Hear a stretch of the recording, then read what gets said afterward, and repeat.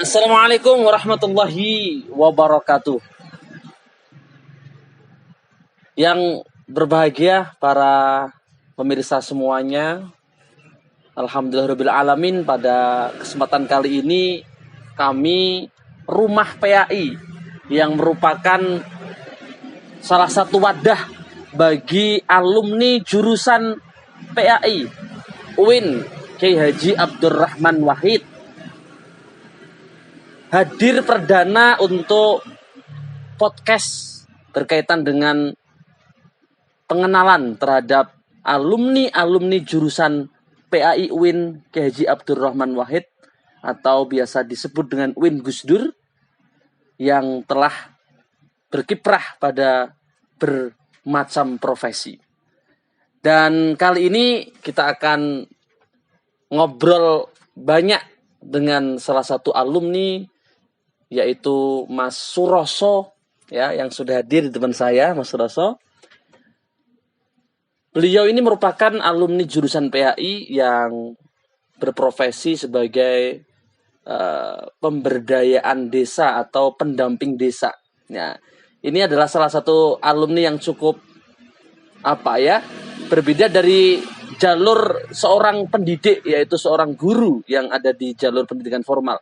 Tapi Mas Suroso ini sebagai alumni PAI justru hadir di masyarakat menjadi pendidik yang pada jalur lain, yaitu pendidik di dalam pendampingan desa atau pemberdayaan masyarakat. Nah, seperti apa kemudian Mas Suroso sebagai alumni PAI ini yang sudah berkiprah di ujung selatan Kabupaten Pekalongan, yaitu Kecamatan Petung Kriyono. Mas Suroso, selamat pagi menjelang siang, Mas Suroso. Selamat pagi, Mas. Alhamdulillah, amin. Lama sekali nggak berjumpa ya. Terakhir berjumpa dengan Mas Suroso ini kira-kira dulu saat-saat masih aktif di mahasiswa begitu ya. 5-6 tahun yang lalu. Hanya berjumpa lewat media sosial aja, Mas Suroso. Oke, barangkali yang pertama ingin mengenal lebih dekat Mas Suroso tentang biografinya begitu ya. Silakan Mas Suroso bisa perkenalan dengan pemirsa semuanya, masuk di STAIN Pekalongan apa IAIN dulu begitu ya. Kemudian seperti apa proses menjadi mahasiswa PAI. Silakan Mas Suroso. Assalamualaikum warahmatullahi wabarakatuh. Pemirsa semua yang kami hormati, langsung saja perkenalkan, nama saya Suroso. Saya asli kelahiran dari Pekalongan, 3 November 1988. Ya. Tinggal di Desa Telok Pakis, Kecamatan Petung Kriyono, Kabupaten Pekalongan. Telok Pakis. Ya. Itu paling ujung Petung Kriyono. Paling ujung Petung Kriyono, pemirsa semua. Oke.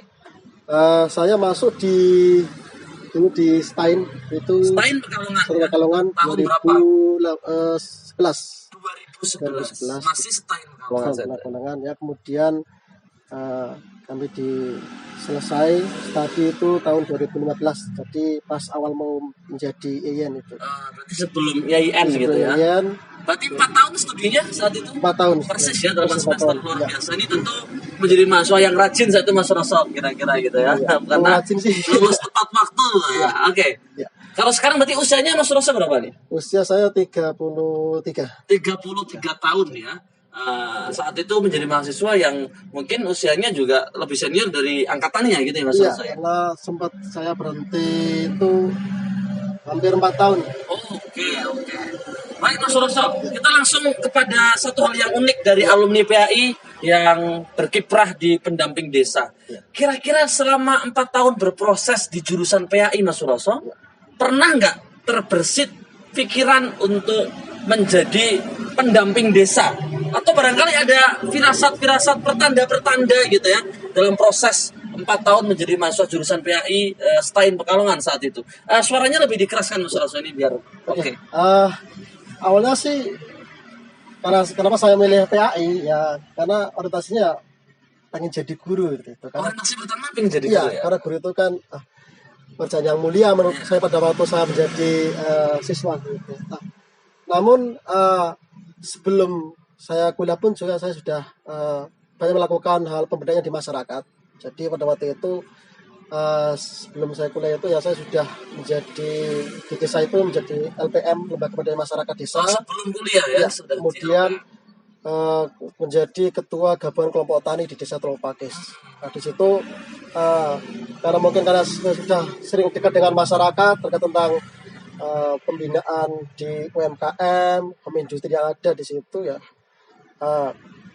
Saya mencoba untuk menambah wawasan pengetahuan lewat kuliah itu tadi di situ. Oke. Ya.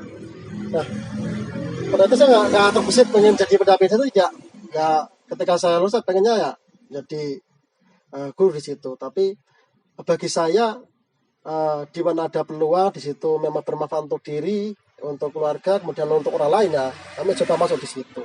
Dan pendamping desa itu ya menurut saya mulia juga dan cocok dengan apa yang ada dalam diri saya. Artinya saya suka pemberdayaan, suka sosialisasi dengan masyarakat.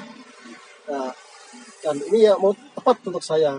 Cocok ya, karena Cocok, memang ya. sebelum jadi PNS sudah banyak melakukan pemberdayaan di masyarakat di LPM.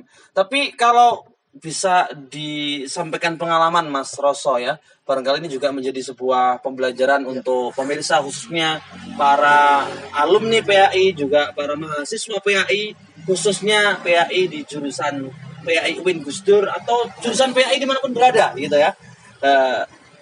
Kira-kira faktor utama yang menjadikan Mas Suroso ini bisa mudah diterima di tengah-tengah masyarakat saat menjadi mahasiswa itu, apakah hanya kuliah di kelas saja atau ada hal-hal lain yang dikerjakan saat menjadi mahasiswa, Mas Suroso? Ya. Yang pertama selain kuliah juga kami aktif di beberapa organisasi kesiswaan. Aktif di organisasi itu Iya. ya salah satunya. Saya masuk di PMI, Yang pertama di PMI, kemudian di Pramuka, baik. LDK juga RDK ya, Iya. Lembaga Dakwah Kampus. Iya. Terus dari ketiga organisasi ini menopang untuk kemampuan Mas Roso dalam soft skill-nya, sehingga ketika menjadi lulusan PAI kemudian ada kesempatan menjadi pendamping desa dan diterima kemudian mudah adaptasi, itu ada nggak pembelajaran yang diterima dari organisasi atau aktivis mahasiswa ini? Sangat menopang. Jadi menurut saya aktif di organisasi itu tidak ada ilmunya di dalam perkuliahan. Artinya perkuliahan itu kan teori, tapi ketika kerja di organisasi adalah prakteknya. Bagaimana misalkan kita harus melobi, bagaimana cara kita membuat proposal, kemudian masyarakatnya seperti apa, itu di organisasi itu. Nah, termasuk ketika saya kuliah, itu saya ditawari apa saya yang di Seragi itu, kamu nggak usah kembali ke Petung, sudah aja. Nanti saya sudah ada 3 tempat yang menawarkan saya untuk mengabdi, atau mengabdi di guru ya di situ. Tapi karena saya memang pada waktu itu saya itu harus kembali ke Petung Kriono, ke desa saya gitu. Sampai abah saya itu bilang, dalam mata saya dibelikan motor. Ini motor nanti buat perjalanan ketika kangen rumah, pulang kembali ke desa. Abah ini abah saya atau abah bapak ini? Abah bapak. Jadi saya ketika saya kuliah itu selang 1 semester saya ketemu dengan abah lah. Saya di situ bapak angkat atau bapak angkat di situ. Bapak angkat ya. Lewat pramuka itu akhirnya saya diangkat jadi itu. Anak angkatnya di situ lah. Itu sudah menawari saya. Artinya usah pulang di sini, nanti tinggal pilih 3 tempat itu mau cocok yang mana. Motor saya sudah dibelikan. Nah, cuma karena saya sudah cinta terhadap desanya ya saya harus pulang. Oh gitu. Jadi luar biasa ini satu hal yang menjadi pengalaman bahwa ternyata sudah ada tawaran rezeki bagi Mas Suroso ketika menjadi alumni ya, yaitu bapak angkatnya yang dulu aktif di Pramuka begitu, menawarkan lembaga pendidikan. Tidak hanya 1, bahkan 3. Selain ditawarkan mengabdi di guru, juga difasilitasi sepeda motor. Barangkali ingin kangen dengan Telogopakis Petung Kriono. Tapi sekali lagi bahwa Mas Suroso di sini lebih memilih Balin Deso, bangun deso, karena kecintaannya kepada tanah airnya, yaitu di Telogopakis, tempat kelahirannya Mas Suroso. Baik, ini menarik Mas Suroso. Kira-kira yang menjadi daya tarik Mas Suroso untuk Balin Deso, bangun deso ini apa Mas Suroso? Satu, saya pengen merubah mindset daripada masyarakat di desa Telogopakis. Karena orang-orang situ bilang, ngapain kita harus belajar, harus sekolah tinggi-tinggi. Toh nanti ketika kita pulang pun akan menjadi seorang petani di situ. Nah, kemudian yang kedua, pada waktu itu peturunan itu masih sangat bilang itu ya primitif, artinya orang-orang itu kita mendengar peturunan itu kan sudah ngeri banget di situ, jauh dari perkotaan, akses kesehatan sulit, pendidikan masih rendah, kemudian ekonomi juga artinya masih rendah juga di bawah itu ya. Nah, kita akan membuktikan dengan teman-teman, artinya ayo, desa ini tidak akan bisa maju ketika kita sendiri yang sebagai penerus tidak untuk mengembangkannya. Nah, lewat itulah tadi saya tergugah hatinya, saya harus kembali ke desanya, saya kalau bisa memberikan motivasi-motivasi atau mungkin pengembangan diri kepada masyarakat, kepada teman-teman pemuda untuk berkembang bersama-sama untuk membangun desanya. Oke, jadi salah satu daya tarik Mas Rosso untuk Bali Deso ini adalah kondisi Petung Kriono. Ya, kita ketahui teman-teman semuanya bahwa Petung Kriono merupakan salah satu kecamatan di paling ujung selatannya Kabupaten Pekalongan yang disebut dengan surganya Kabupaten Pekalongan karena potensi wilayahnya yang luar biasa. Tetapi potensi wilayah ini ternyata nggak diimbangi oleh sumber daya manusia. Dan Mas Rosso tadi terpanggil ya untuk kembali ke desanya karena keterpanggilan atas kondisi sosial, kondisi masyarakat yang butuh sentuhan begitu ya, yang butuh motivasi ya agar kemudian memiliki semangat untuk jalur pendidikan yang tinggi begitu Mas Rosso.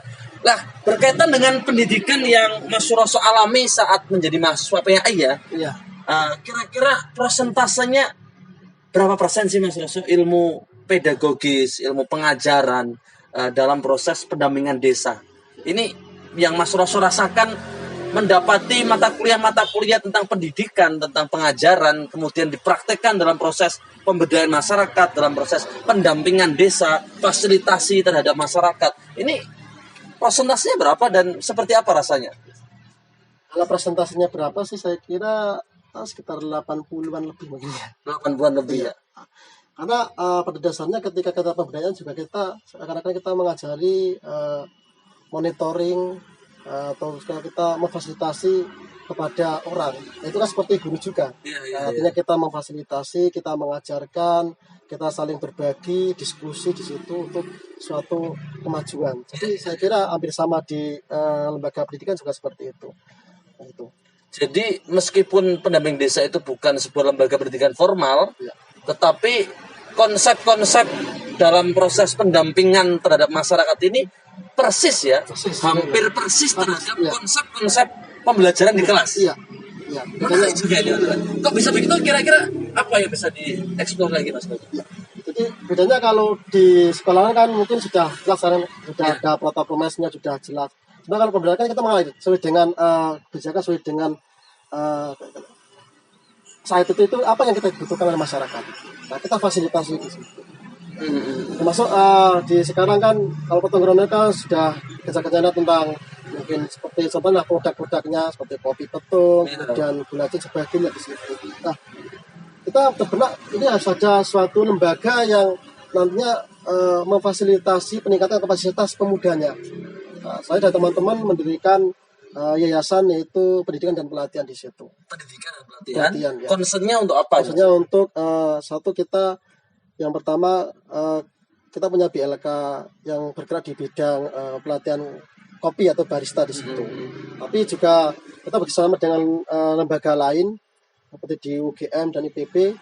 Untuk sekarang kita lagi mengembangkan yaitu agroforestry dan peternakan terpadu. Agroforestry itu apa tuh? Agroforestry itu berarti bagaimana kita harus menjaga lingkungan. Agar kemajuan di Petung Kriono itu tidak merusak lingkungannya.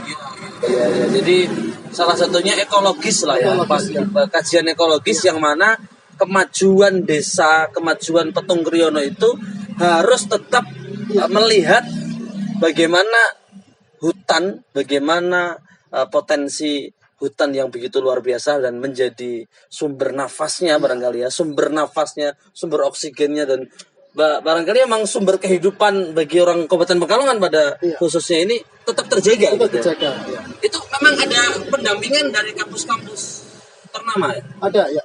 Jadi sementara ini yang konsen di situ itu dari UGM ya. Itu alumni UGM itu mendirikan Yayasan Relung Indonesia. Nah, itu bersama dengan yayasan kami. Yayasan dinamakan apa? Yayasan Nihadul Kuryah. Yayasan Nihadul Kuryah. Tung Kriyono. Nihadul Kuryah. Nihadul Iya. Korea. Di Yayasan Kebangkitan Desa. Gitu. Nah itu Kebangkitan Desa. Ini menarik sekali ya, Yayasan Nihadul Korea yang kemudian sebagai tempat untuk banyaknya orang-orang di luar Petung Kriyono membangun kerjasama sama. lewat pintunya Nihadul Korea. Iya. Harapannya tadi bahwa Petung Kriyono itu sekarang menjadi pusat edukasi.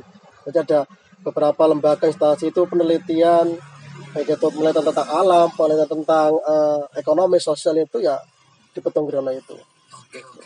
Ini luar biasa sekali, sahabat sekalian, para pemirsa semuanya, bahwa Mas Suroso yang merupakan alumni jurusan PAI UIN Gus Dur yang saat itu masih bernama STAIN Pekalongan, dikala punya kesempatan mengajar sebagai guru formal, tetapi memilih untuk menjadi pendamping desa, kembali ke desa, membangun desanya di Tlogo Pakis Petung Kriyono, bahkan pendiri bersama dengan teman-teman yang lain, kaula muda, aktivis-aktivis Petung Kriyono, dengan nama Yayasan Nihadul Korea, bangkitnya desa. Semoga dengan Yayasan Nihadul Korea ini menjadi salah satu pintu kemajuan Petung Kriyono yang diinisiasi oleh alumni jurusan PAI UIN Gus Dur. Tutup, apa kira-kira yang bisa menjadi pesan untuk para pemirsa semua? Ya. Yang pertama mungkin untuk alumni UIN ya, di misalkan lulusan PAI atau lulusan yang sebagainya itu kita jangan artinya menonton dengan apa yang kita dapatkan di kampus. Artinya kita harus mengembangkan diri dengan situasi yang ada pada saat sekarang.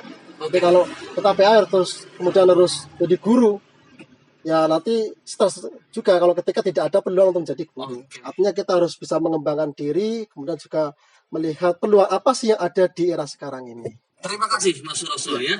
Jadi bagaimanapun alumni PAI, pesan dari Mas Suroso, jangan kemudian monoton. Kita jadi alumni PAI harus jadi guru. Tapi apapun itu kesempatannya harus kita lakukan. Terlebih konsep sebuah pendidikan bahwa setiap tempat merupakan sekolah dan setiap orang adalah guru. Ini adalah konsep terpenting sehingga kita mampu mengeksplor diri dengan sebaik-baiknya. Sampai jumpa pada lain kesempatan.